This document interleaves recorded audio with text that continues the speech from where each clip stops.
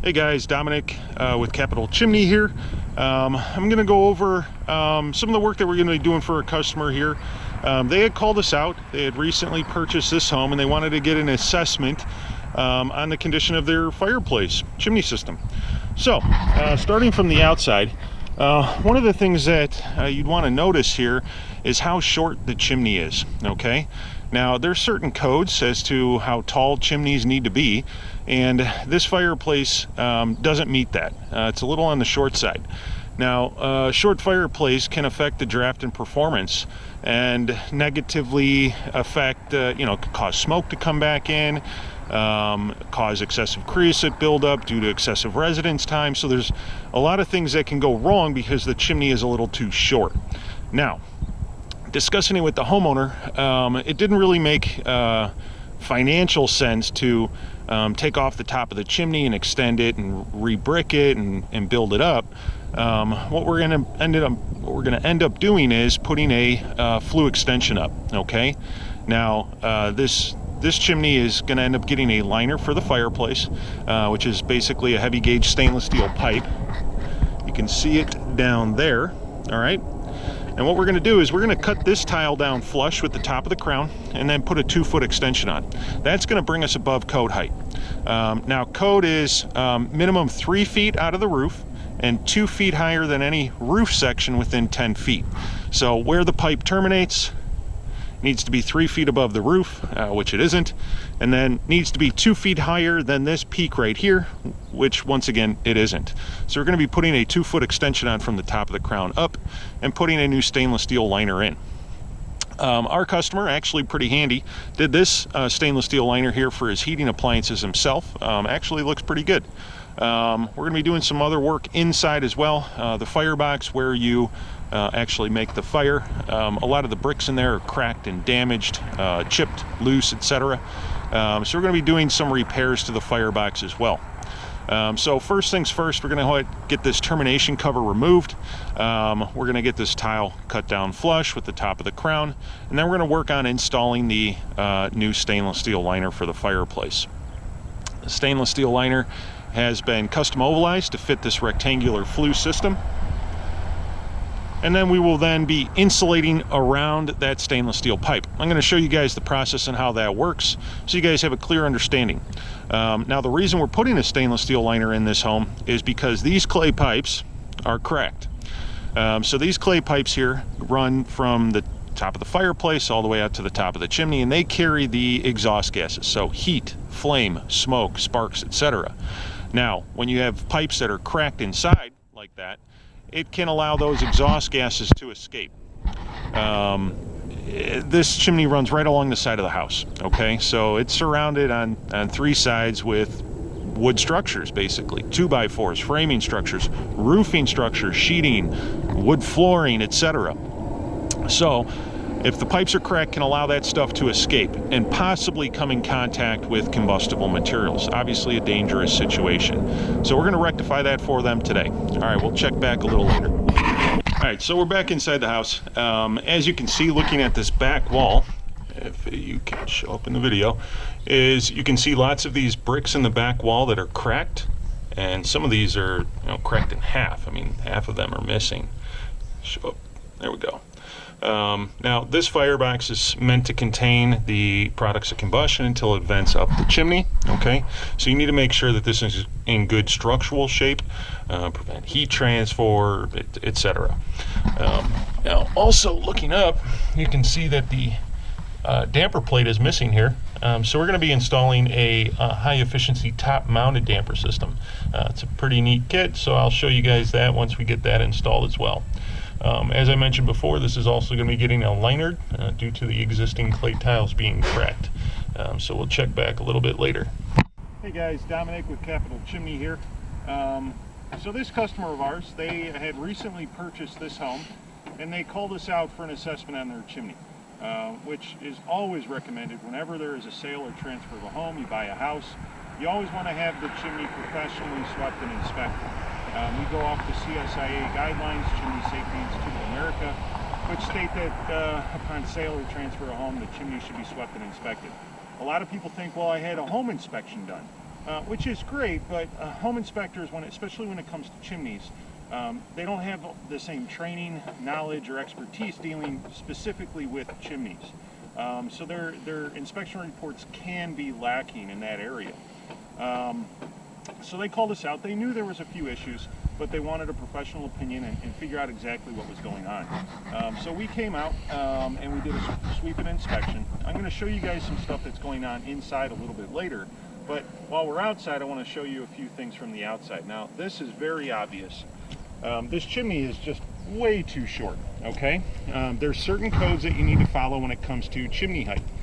Needs to be a minimum of 3 feet out of the roof where it terminates, which would be right here. So from this area here to here is not 3 feet, not even close. Also, it needs to be 2 feet higher than any roof section within 10 feet. Now you got the peak of the roof right over there. All right, you follow a straight line across, and you're not going to be 2 feet above that here either. So that can lead to a whole host of possible chimney issues. Drafting problems, smoke backup, excessive residence time, etc. Now, speaking about these pipes, these are rectangular 8, 9 by 13 clay pipes, okay? Each one of these pipes is about 2 feet tall, and they stack from the top of the fireplace all the way out the top of the chimney. Now, these carry the exhaust gases from the fireplace. Heat, flame, smoke, sparks, etc. Now, after we swept this, we inspected it, and we saw that there are cracks in these pipes. You actually see an outline of one here, but they're continuous running down the chimney system, the flue system. Now, if you were to use the fireplace in its current state, it's potentially dangerous. It could allow, this is a minor crack, there's some bigger ones inside, but it could allow those exhaust gases to escape. Plus, when these pipes get hot, things expand, those cracks get wider. Now this chimney runs right along the side of the house. It's surrounded on all sides by construction materials like 2x4s, roofing, decking, flooring, etc. Those things are made out of wood. Wood is obviously combustible. So we need to rectify this problem. And the way that we're going to do that is we're going to be putting a new liner in. And what a liner is basically a one-piece continuous flexible stainless steel pipe. It's just the screensaver. It's still recording. So it's a one-piece continuous flexible stainless steel pipe, and that's going to take the place of these existing clay pipes. So we'll show you how that installation works a little bit later. And if you want to get a video, look at the liner down there.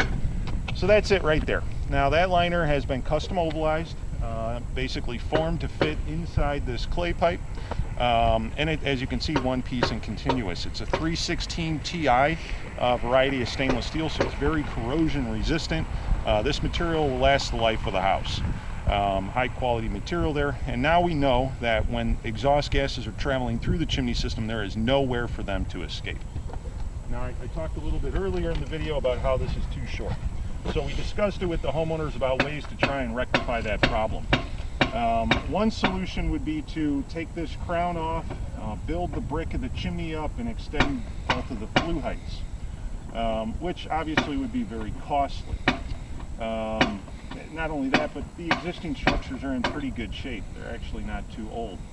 So we came up with another solution. What we're going to end up doing is taking that mechanical grinder there. We're going to be cutting this flue tile flush with the top of the crown, and we're going to be putting on a 2-foot flue extension. Okay? It's a cost-effective way to try and solve the problem. Then obviously putting the liner inside, etc.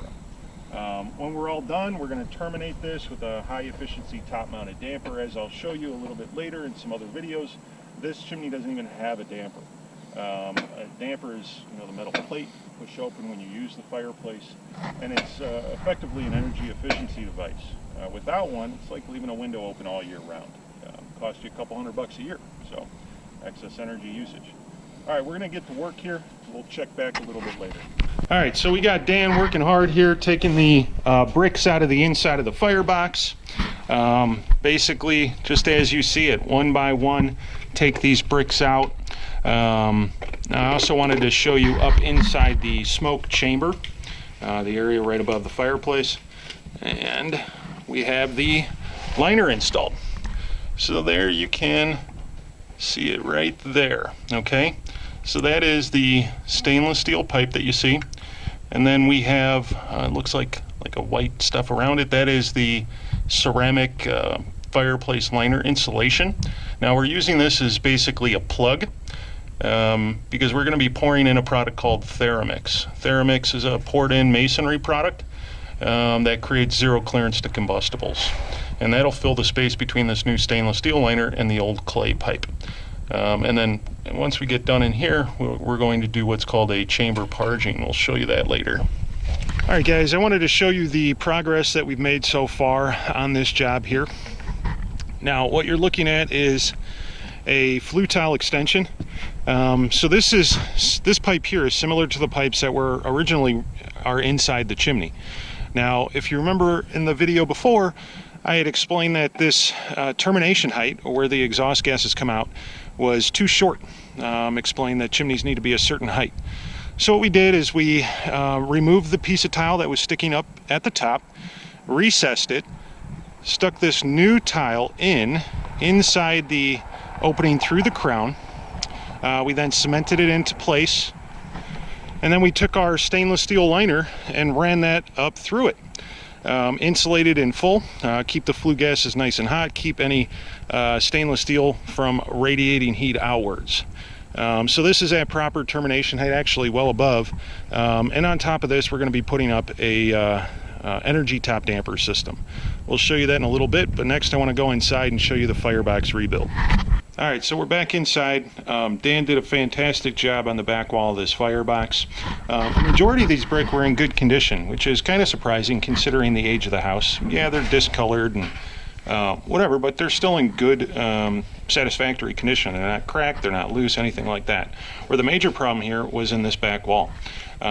So we took new fire brick, these were laid on edge, and then mortared those into place using a special high temperature refractory mortar, just a special type of high temperature mortar, and replaced all the loose and damaged brick in the back wall.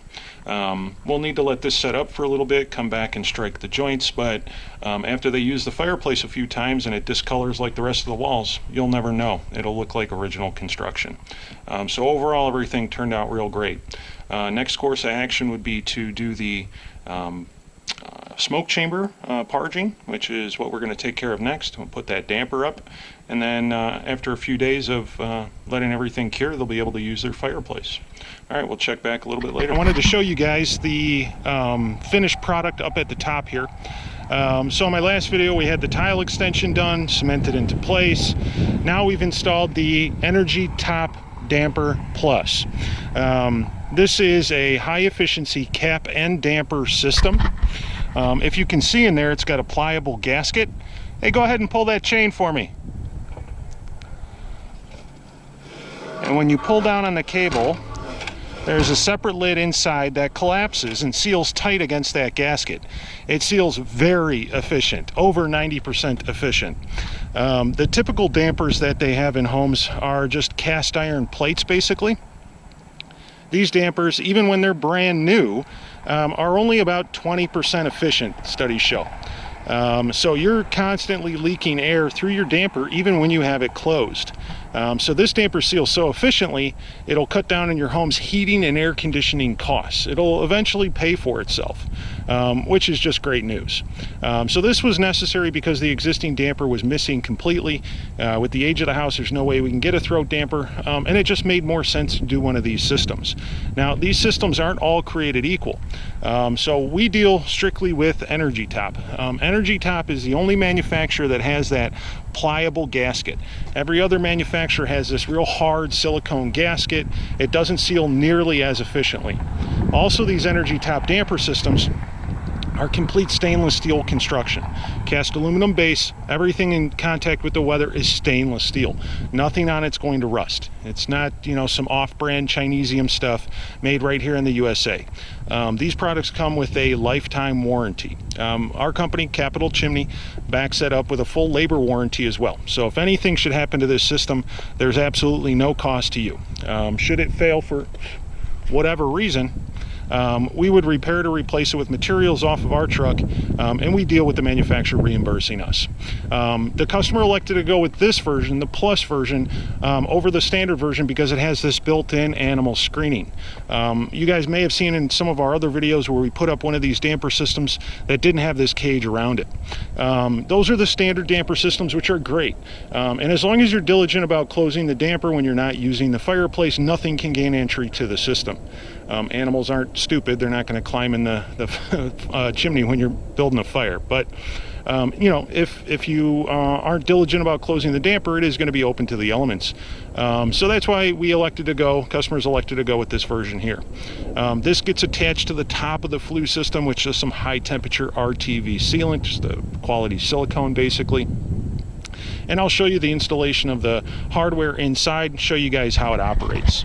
All right, we'll be back in a bit. Okay, so we're just wrapping up the project. I wanted to go over and show you guys how everything turned out. I've kind of give you guys progress updates on how everything was going as we were working, but I wanted to go over and show you guys the final project from inside the home. So we pointed out before we had to replace a bunch of bricks in the back wall of the firebox, did some tuck pointing in there and make sure that everything stays nice and solid. We provided the customer a grate as well. And one thing I hadn't showed you was the excuse me, operation for the damper system. So that's what you see right here. It is a stainless steel cable attached to a stainless steel handle on a bracket. Okay. Right now this damper is in the closed position, and you can tell that because this brass coupler is locked underneath the bracket and the line is tight. Okay, that means the damper is shut at the top of the chimney, just like I showed you in the other video. To operate the damper, super simple. Release it off the bracket, raises up automatically. You can stick the handle in the little hole right here so it doesn't dangle in the flame while you're using the fireplace. At this point, you're now free to use the fireplace. Once the fire is gone completely out, no more smoke or anything, pull down on the handle, slide it over, and that keeps the damper shut at the top of the chimney. All right. Now, I also want to show you guys what it looks like inside the chamber. And this is what it should look like when you have a new liner installed, the fireplace liner. Okay, so we showed you a video earlier of the stainless steel pipe. Now what we've done is we've created a funnel to funnel everything into that stainless steel pipe. So all around that liner there, we've parged or coated it with a high temperature refractory, just like a special mortar basically. And that's going to funnel all the heat, flame, smoke, sparks, etc. into that new stainless steel liner and make sure everything stays contained until it vents to the outside atmosphere. And then the only other thing that the customer needs to know is just wait a few days before using the fireplace. You got to let all the mortar and everything cure and set. And then yearly sweeps and inspections, and they should be good from this point on out. All right, guys, thanks for watching. Catch you next time.